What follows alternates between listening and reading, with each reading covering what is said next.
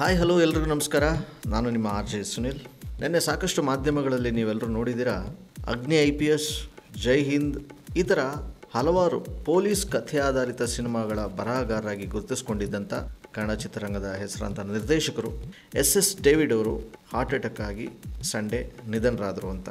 Actually ಭಾನುವಾರ ಬೆಳಗ್ಗೆ medical ಸ್ಟೋರ್ಗೆ ಹೋಗಿದ್ದಂಥ ಇವರು ಹಾಗೆ ಪ್ರಜ್ಞೆ ತಪ್ಪಿದ್ರಂತೆ. ಸೊ ಅಲ್ಲಿಂದ ಅವ್ರನ್ನ RR ನಗರದ ಒಂದು ಖಾಸಗಿ ಹಾಸ್ಪಿಟ್ಲಿಗೆ ಸೇರಿಸಲಾಗಿತ್ತು. ಆದರೆ ಅಷ್ಟರಲ್ಲಿ ಅವರು ಮೃತಪಟ್ಟಿದ್ರು ಅಂತ ಹೇಳ್ತಾರೆ.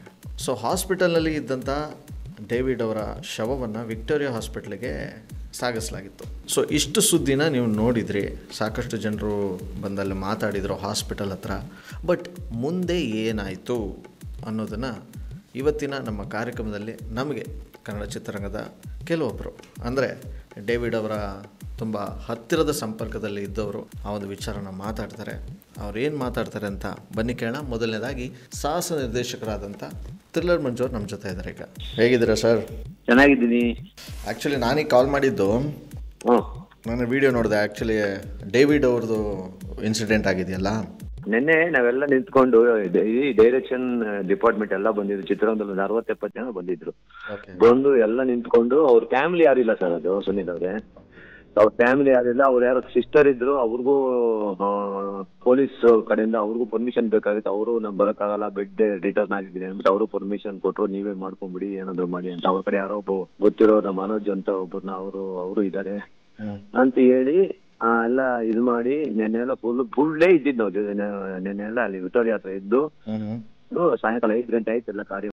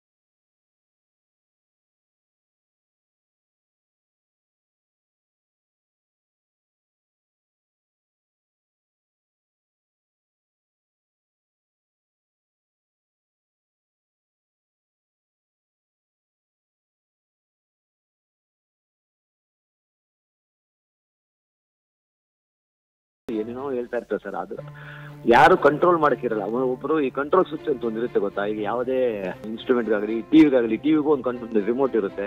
ಇವ್ರಿಗೆ ಕಂಟ್ರೋಲ್ ಮಾಡಕ್ಕೆ ಯಾರು ಇಲ್ಲ.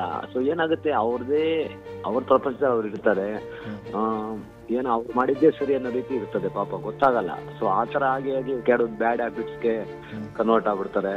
ಸೊ ಇದೆಲ್ಲ ಆಗಿ ಏನಾಗುತ್ತೆ ಅಂದ್ರೆ ಅವ್ರದ್ದು ಲೈಫ್ನ ಕಲರ್ಫುಲ್ ನಾವು ಮಾಡ್ಕೊಂಬೇಕು ಸರ್. ನನ್ನ ಒಂದು ಅನುಭವದಲ್ಲಿ ನಾನು ಹೇಳ್ತೀನಿ, ಕೆಲವರು ಚಿತ್ರರಂಗನ ದೂಷಿಸ್ತಾರಲ್ಲ, ನಾನು ಅದನ್ನ ಹೇಟ್ ಮಾಡ್ತೀನಿ.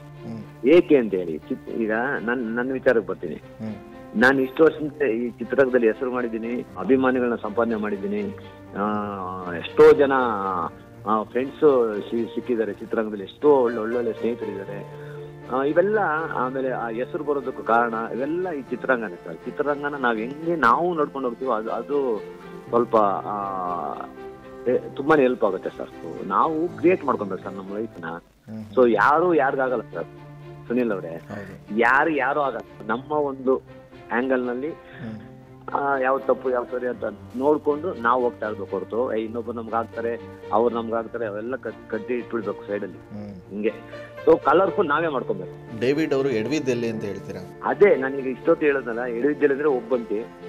ಆಮೇಲೆ ಕೆಲವು ಏನೇ ಡಿಸೈಡ್ ಮಾಡ್ಕೊಂಡ್ರು ಅವರೇ ಡಿಸೈಡ್ ಮಾಡ್ಕೊಂತಾರೆ. ಆಮೇಲೆ ಸಣ್ಣ ಪುಟ್ಟಕ್ಕೆ ಸ್ವಲ್ಪ ಕೋಪ ಮಾಡ್ಕೊಂತಾರೆ.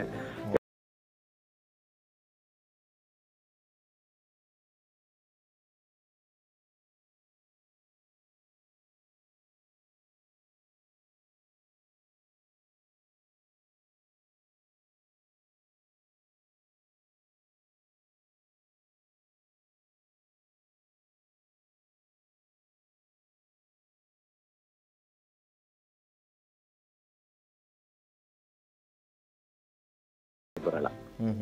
ಎಷ್ಟು ಚೆನ್ನಾಗಿ ಡೈಲಾಗ್ಸ್ ಬರ್ಸೋರಾದ್ರೆ ಕೂತ್ಕೊಂಡು ಒಬ್ಬ ಅಸ್ಟೆಂಟ್ ನಾವು ಕೊಟ್ಬಿಟ್ರೆ, ಈಗ ನಾನು ರೈಟರ್ನ ಯಾರು ಕೊಟ್ಬಿಟ್ರೆ ಕೂತ್ಕೊಂಡ್ಬಿಡೋರು, ಅವ್ನು ಕೂತ್ಕೊಂಡು ಅದು ಬರಿ ಇದು ಬರಿ ಹಿಂಗ್ ಬಂದ ಹಂಗ ಹೌದಾ, ಕಾರ್ ಎಂಟ್ರಿ ಆಯ್ತು, ಕಾರಿಂದ ಅವ್ನು ಇಳ್ದ ಹೇಳೋದು, ಹೇಳ್ಬಿಟ್ಟು ಬರ್ಸ್ಬಿಟ್ಟು ಓದು ಅನ್ನೋರು. ಅವ್ನು ಇವ್ರೇನು ಹೇಳಿದ್ರು ಅದನ್ನ ಅವ್ನು ಕರೆಕ್ಟಾಗಿ ಬರ್ದಿರ್ಬೇಕು. ಇಲ್ಲಾಂದ್ರೆ ನೋಡು ನಾನು ಅದೇ ಹೇಳ್ದೆ, ನೀನು ಮಿಸ್ ಮಾಡ್ಬಿಟ್ಟಿದ್ಯಾ, ಅದನ್ನ ಅಲ್ಲಿ ಜಾಯಿನ್ ಮಾಡು ಅಂತ ಜಾಯಿನ್ ಮಾಡ್ಸೋರು. ಈ ತರ ಓದಿಲ್ಲ ಅಂದ್ರೂ ಅವ್ರು ಸ್ಕ್ರಿಪ್ಟ್ ಮಾಡಿದ್ದಾರೆ, ಡೈರೆಕ್ಷನ್ ಮಾಡಿದ್ದಾರೆ. ಆಮೇಲೆ ನಮ್ದು ಓಂ ನಮಃ ಶಿವದಲ್ಲಿ ಆಕ್ಟಿಂಗು ಮಾಡ್ಸಿದ್ದೆ, ಸೂಪರ್ ಹೆಸರು ಅವ್ರಿಗೆ ಓಂ ನಮಃ ಶಿವದಲ್ಲಿ. ಸೊ ಅವ್ರ ಪ್ಲಸ್ ಅದೇ, ಓದದೇ ಇದ್ರು ಅವ್ರು ಸ್ಕ್ರಿಪ್ಟ್ ಮಾಡೋ ಕೆಪಾಸಿಟಿ ಇದೆ, ಒಳ್ಳೆ ಟ್ಯಾಲೆಂಟ್ ಇದೆ, ಅದೇ ಅವ್ರ ಪ್ಲಸ್. ಸದ್ಯಕ್ಕೆ ಗ್ಯಾಂಗ್ಸ್ ಆಫ್ UK ಚಿತ್ರದ ನಿರ್ದೇಶಕರಾದಂಥ ರವಿ ಶ್ರೀವತ್ಸ್ ಅವರು ಕಾಲ್ ಮಾಡಿದಾಗ ಅವ್ರು ಏನು ಹೇಳಿದ್ರಪ್ಪ ಅಂದರೆ, ಅವರು ತುಂಬಾನೇ ಮುದ್ದಾದಂತಹ ಒಂದು ಜೀವನವನ್ನ ಸಾಗಿಸಿದ್ರು. ಅವ್ರು ಯಾರ ಮುಂದೆನೂ ಕೈ ಚಾಚಿಸ್ಲಿಲ್ಲ, ಯಾರ ಮುಂದೆನೂ ತಲೆನೂ ಬಾಗಿಸ್ಲಿಲ್ಲ. Financially he was very good until the last breath. ಓಕೆನಾ? ಎಲ್ರು ಸಮಾಜಕ್ಕೆ ಒಂದು ಹೇಳ್ತಾ ಇದಾರಲ್ಲ, ಅದೆಲ್ಲ ಸುಳ್ಳು. ಅಂದ್ರೆ ಏನ್ ಮಾಡಕ್ಕಾಗಲ್ಲ, ಸಿಂಗಲ್ ಲೈಫ್ ಅನ್ನೋದು ಅವ್ರವ್ರು ಅದೇನಂತಾರೆ ಇಚ್ಛೆಯಿಂದ ಪಡ್ಕೊಂಡಂತಹ ಜೀವನ. ಆಮೇಲೆ ಅವ್ರಿಗೆ ಯಾರು ಇಲ್ಲ ಅನ್ನೋದು ಸುಳ್ಳು. ಇಡೀ ಚಿತ್ರರಂಗವೇ ಜೊತೆಗೆ ನಿಂತಿತ್ತಲ್ಲ. ಯಾವ ಪೊಲೀಸ್ ಸ್ಟೋರಿ ಅವ್ರಿಗೆ ಸಕ್ಸಸ್ ಕೊಡ್ತಾ, ಅದು ಇಡೀ ಪೊಲೀಸ್ ಸ್ಟೋರಿ ತಂಡನೇ ಅಲ್ಲಿ ಪಕ್ಕದಲ್ಲಿ ನಿಂತಿತ್ತಲ್ಲ. ಸೊ ಅನಾಥ ಅನ್ನೋದಂತೂ ಖಂಡಿತ ಅಲ್ಲ. ಎರಡನೇದು, ಅಕ್ಕ ದೂರದ ಕಾಪುನಲ್ಲಿದ್ದಾರೆ, ಆಕೆ ಕೂಡ ವೃದ್ಧೆ. ವೃದ್ಧಾಪ್ಯದಲ್ಲಿ ಜೀವನವನ್ನ ಕಳೀತಾ ಇರುವಂತಹ ಜೀವ. ಅವ್ರು ಬರ್ಬೇಕು ಅನ್ನೋದೇನ್ ರೂಲ್ ಇಲ್ವಲ್ಲ. ಡೇವಿಡ್ ತುಂಬಾ ಚೆನ್ನಾಗಿ ಬದುಕಿದ್ರು. ಡೇವಿಡ್ 10 ಜನ ಕೆಲಸ ಕೊಟ್ಟಿದ್ದಾರೆ, ಅದ್ ಯಾರಿಗೂ ಗೊತ್ತಿಲ್ಲ. ಒಳ್ಳೇದು ಈಚೆ ಬರಲ್ಲ, ಕೆಟ್ಟದ್ ಫಸ್ಟ್ ಈಚೆಗೆ ಬರುತ್ತೆ. ಅವ್ರು ಒಬ್ರು ಅನ್ನೋದು ನಾನು ಒಪ್ಕೋತೀನಿ ಹೊರತಾಗಿ ಡೇವಿಡ್ ತುಂಬಾ ಹೀನಾಯವಾಗಿ ಸತ್ತಿಲ್ಲ. ಡೇವಿಡ್ ಅನಾಥ ಅಲ್ಲ, ಇದಂತೂ ನಾನು ಓಪನ್ ಆಗಿ ಹೇಳ್ತೀನಿ. ಸರ್, ನಿಮ್ಮ ಅವರ ಒಂದು ಬಾಂಡಿಂಗ್ ಬಗ್ಗೆ ಏನ್ ಹೇಳ್ತಾರೆ ಸರ್? ಸರ್, ನನ್ಗೆ 10 ಜನ ಊಟ ಹಾಕಿದ್ದಾರೆ ಸರ್. ಅದರಲ್ಲಿ ಡೇವಿಡ್ ಕೂಡ ಒಬ್ರು ನಂಗೆ ಊಟ ಹಾಕಿದ್ದಾರೆ. ಯಾಕೆ ಅಂತಂದ್ರೆ ಅವ್ರು ಬರೆದಂತಹ ಕಥೆ ಚಿತ್ರಕಥೆನಲ್ಲಿ ನಂಗೆ ಸಂಭಾಷಣೆ ಬರೆಯಕ್ಕೆ ಒಂದು 6 ಸಿನಿಮಾಗೆ ಅವಕಾಶ ಮಾಡಿಕೊಟ್ಟಿದ್ದಾರೆ. ಹಾಗಾಗಿ ನನಗೂ ಕೂಡ ಅವ್ರ ಅನ್ನದಾತರು, ದೇವರಂತ ಮನುಷ್ಯ. ಇವತ್ತು ದೇವರ ಹತ್ರ ಸೇರಿದ್ದಾರೆ. ಅವ್ರು ಚಂದ ಹಸನಾಗಿ ಇನ್ಯಾವ ಜನ್ಮನೂ ಇಲ್ಲದೆ ಅವ್ರು ಆರಾಮಾಗಿರ್ಲಿ ಅಂತ ನಾನು ಈ ಸಮಯದಲ್ಲಿ ನಿಮ್ಮ ಮುಖಾಂತರ ಹೇಳ್ಬೇಕು. ನೆಗೆಟಿವ್ನ ಬೇಗ ತೋರಿಸ್ಬಿಡ್ತಾರೆ.